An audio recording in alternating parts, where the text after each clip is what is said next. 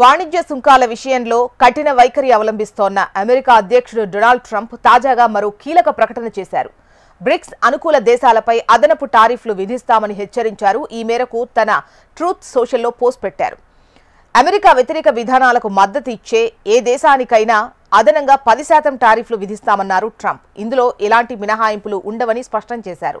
Brazil వేదికగా bricks శిఖరాగ్ర సదస్సు జరుగుతున్న వేళ ట్రంప్ ప్రకటన చర్చనీయాంశంగా మారింది.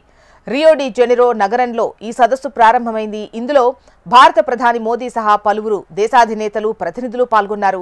ఈ సందర్భంగా వారు అమెరికా విధానాలను ఉద్దేశిస్తూ సుంకాల అంశాన్ని ప్రస్తావించినట్లు వార్తలొచ్చాయి. ఈ నేపథ్యంలోనే ట్రంప్ స్పందించినట్లు తెలుస్తోంది. మరోవైపు ప్రపంచ దేశాలతో ట్రేడ్ డీల్స్ అంశంపై ట్రంప్ స్పందించారు. వాణిజ్య చర్చలకు సంబంధించి సోమవారం నుంచి పలు దేశాలకు లేఖలు పంపించనున్నట్లు తెలిపారు. కొత్త టారిఫ్లు అమలు తేదీని అందులో స్పష్టంగా పేర్కొన్నట్లు వెల్లడించారు. మరోవైపు ఈ నూతన వాణిజ్య సుంకాల తాత్కాలిక నిలిపివేతను అగ్రరాజ్యం మరికొన్ని రోజులు పొడిగించింది. తొలుత జూలై 9 డెడ్లైన్ ఉండగా తాజాగా ఆగస్టు 1 నుంచి నూతన టారిఫ్లను అమలు చేయనుంది. ఈ మేరకు అమెరికా వాణిజ్య మంత్రి హోవార్డ్ లుట్నిక్ ధృవీకరించారు. దీంతో అగ్రరాజ్యంతో వాణిజ్య చర్చల కోసం ఇతర దేశాలకు మరింత సమయం లభించినట్టయింది.